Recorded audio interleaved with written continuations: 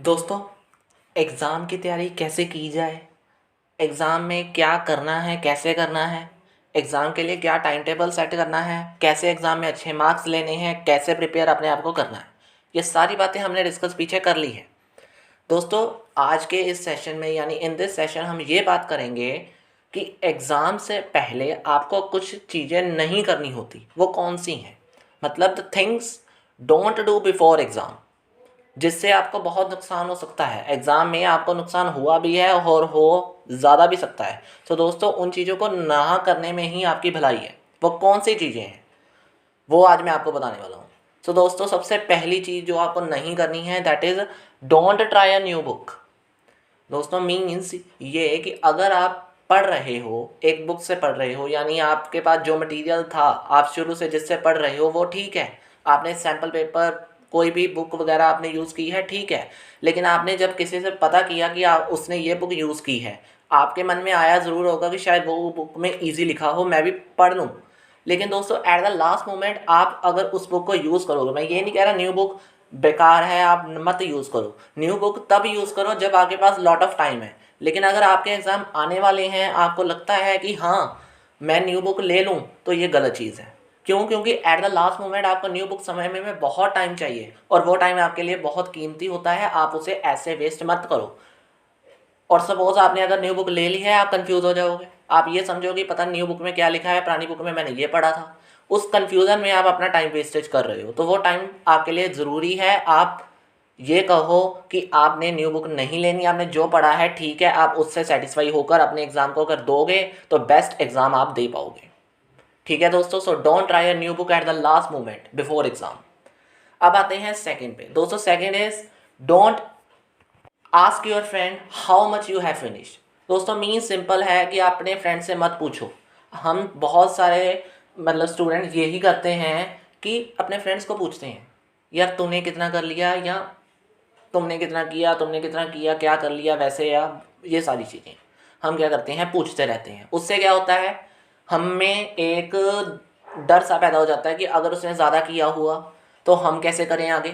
यानी उसने ये चीज़ कर ली तो हम क्या करेंगे, एग्ज़ाम आने वाले हैं, मैं कैसे करूँ, डर टेंशन आपके मन में आ गई और आपने बीच बीच में कंपैरिजन करना शुरू कर दिया। मैंने पीछे भी बताया था, आप स्टडी में कंपैरिजन तो करते ही हो, एग्ज़ाम से पहले भी करना शुरू कर देते हो। कि मैंने पूछने का मतलब ही क्या है, आप अपने आप को कंपेयर कर रहे हो कि हाँ मैंने इतना किया, तूने कितना कर लिया। कंपेयर कर रहे हो, उस कंपैरिजन ने आपके मन में डर पैदा कर दिया। क्यों? क्योंकि अगर तो वो आपसे आगे हुआ तो डर पक्का है, टेंशन पक्की है। लेकिन अगर आप उससे आगे हुए तो आपने अपनी स्पीड स्लो कर दोगे। ये सोच आपके माइंड में ज़रूर है कि अगर आप उससे आगे हो ना, आप अपनी स्पीड स्लो कर दोगे कि चलो यार मैं कर लूँगा, मुझे क्या है, वो मेरे से पीछे ही है। सो ये दोनों चीज़ें मतलब कंपैरिजन करना ही नहीं है। कंपैरिजन करोगे तो फंसोगे। सो इसलिए आपको क्या करना है, सीधी सी बात, किसी से नहीं पूछना है एग्ज़ाम के लास्ट मोमेंट पे कि तूने कितना कर लिया। उससे क्या होगा, आपके ही मन में डर और टेंशन पैदा होगी और आप एग्ज़ाम के लिए जो तैयारी कर सकते थे वो रह जाएगी। सो ये था सेकंड। अब आते हैं थर्ड पे। That is third is don't change your time table. दोस्तों, जो भी स्टूडेंट्स हैं वो टाइम टेबल अगर बना रहे हैं तो बेटर है। अगर आप टाइम टेबल बना रहे हो तो ये भी ध्यान में रखना कि एट द लास्ट मोमेंट यानी एग्ज़ाम से कुछ समय पहले उसे चेंज मत करो। अगर आप एक टाइम टेबल पे आपने 5-6 मंथ, अपने 5-6 मंथ आपने कवर कर लिए हैं, यानी उस टाइम टेबल भी आपने एग्ज़ाम की तैयारी की है, आपको पता है उस पर आपको बहुत अच्छा स्कोर मिल सकता है, तो आप उसे यूज़ करो। ये मत करो कि हाँ दूसरों को देखकर आपने क्या किया, अपना टाइम टेबल चेंज करने की कोशिश कर दी। मैंने पीछे बताया था कंपैरिजन करने से क्या होता है, आप अपनी जो स्ट्रैटेजी और प्लान को चेंज कर देते हो और उससे क्या होता है, आप पर ही बैड इम्पैक्ट पड़ता है। सो दोस्तों, जो टाइम टेबल अगर आपने बनाया है, जो आपने सोच समझ के बनाया हुआ टाइम टेबल है, उसे ही फॉलो करो।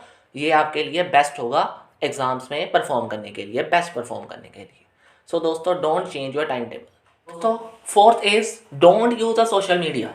मीन्स आप social media at the last moment आप अगर कर रहे हो, बहुत सारे मतलब ये सारी दुनिया करती है, मुझे पता है सारे स्टूडेंट क्या सारे लोग करते हैं, लेकिन आप अगर स्टूडेंट हो ना तो eight the last moment of exam आप उसे यूज़ मत करो। क्योंकि सोशल मीडिया क्या करता है, आपके माइंड को डाइवर्ट करने की कोशिश करता है। यानी अगर आपको किसी भी फ्रेंड का अगर एक मैसेज आया तो आप उसे रिप्लाई करोगे, अगर नहीं भी करते तो दोबारा आएगा, आपको कोई ना कोई इंटरेक्शन आपके माइंड में आती रहेगी और डिस्टर्ब करती रहेगी। उस डिस्टर्बेंस से आप अपना माइंड डाइवर्ट कर दोगे और पढ़ नहीं पाओगे। इसलिए आपको क्या करना है दोस्तों, सिंपल सी बात है, सोशल मीडिया यूज़ करना बंद कर दो एट द लास्ट मोमेंट। अगर आप पढ़ रहे हो तो नोट्स पहले बना लो, एट द लास्ट मोमेंट तक मोमेंट ऐसा आए ना कि आपको मोबाइल से पढ़ना पड़े। अगर पढ़ने की ज़रूरत भी है तो नोटिफिकेशन बंद कर दो। आपके पास बहुत रास्ते हैं पर आप उसे बनाते नहीं। तो दोस्तों बस यही बात मैं कहूँगा कि सोशल मीडिया यूज़ करना कम कर दो, क्योंकि उससे ही आपका टाइम, आपको पता है एक हाई आया आपने रिप्लाई किया, उसका अगले रिप्लाई आया मैंने रिप्लाई किया, मतलब एक तरफा आपके समय में जो मतलब टाइम है ना वो कंज्यूम होता जा रहा है। 1 घंटा 2 घंटा बीत जाते हैं, आपको पता भी नहीं लगता। उसके बाद आप थक जाते हो, रेस्ट करते हो, टाइम इतनी जल्दी बीतता है, जो आपके लिए टाइम कीमती है आप उसे वेस्ट कर देते हो। सो दोस्तों डोंट डू दीज 4 थिंग्स। ये 4 चीज़ें क्या करनी है आपको नहीं करनी है। That is don't try a new book, don't ask your friend how much you have finished, third is don't change your time table, study time table, and the fourth is don't use a social media. ये 4 चीज़ें अगर आप अपने exam से पहले नहीं करोगे, आप पक्का एग्जाम में अच्छे नंबर और एग्जाम को अच्छे तरीके से प्रेजेंट कर पाओगे और कोई डर आपको नहीं रहेगा। Thank you very much.